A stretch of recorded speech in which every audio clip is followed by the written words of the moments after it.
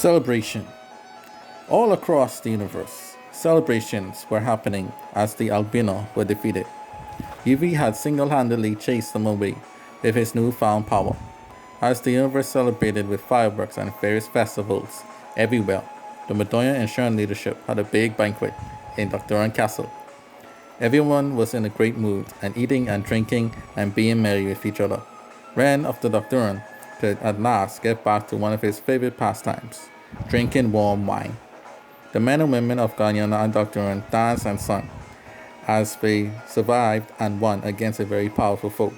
Men carried women in the air on their chairs and danced, and the leaders laughed and celebrated together.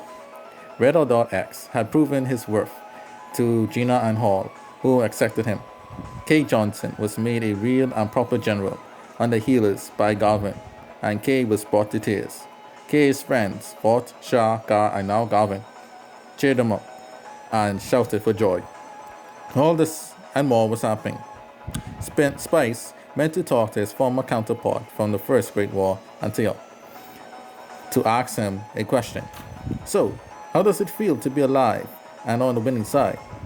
Spice, it is I who should ask you that.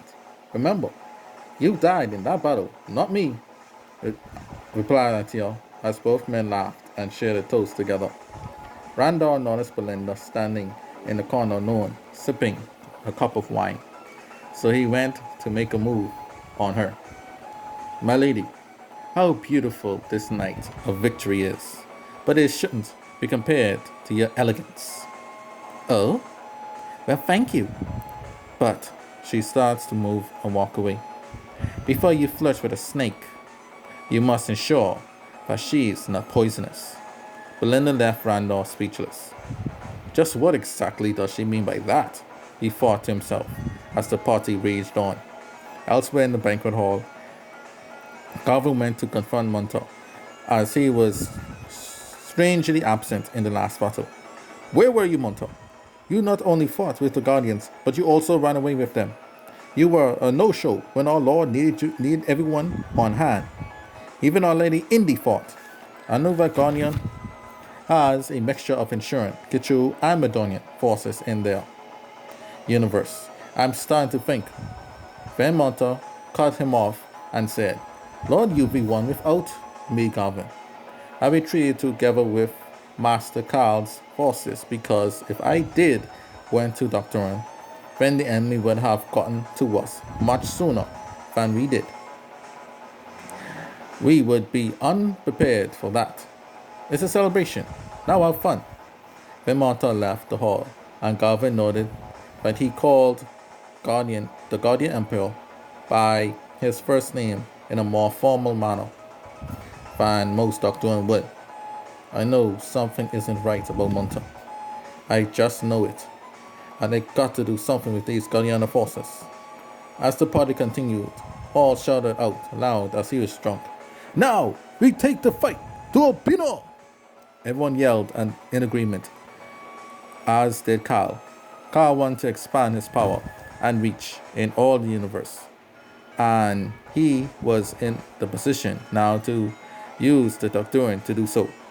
Ben UV, sitting on the head table, stood up, boldly slamming his hands on the table. The whole room went quiet as UV began to speak. Men and women of our alliance, hear me. Today we not only celebrate our combined victory over the Albeana, but we are celebrating the restoration of peace. Peace for Docdoran, peace for Guyana, and yes, even peace for Albeana. My goal is for all three of our powers to live as one, and each holding onto our respective universes. There is no need to spread war to others. We must be the ones to end it ourselves. Now, let us toast to peace. As everyone cheered and toast for peace between the three universes, Carl was numb on the inside. He knew now that his own plans for conquest could no longer happen under this alliance. To be continued.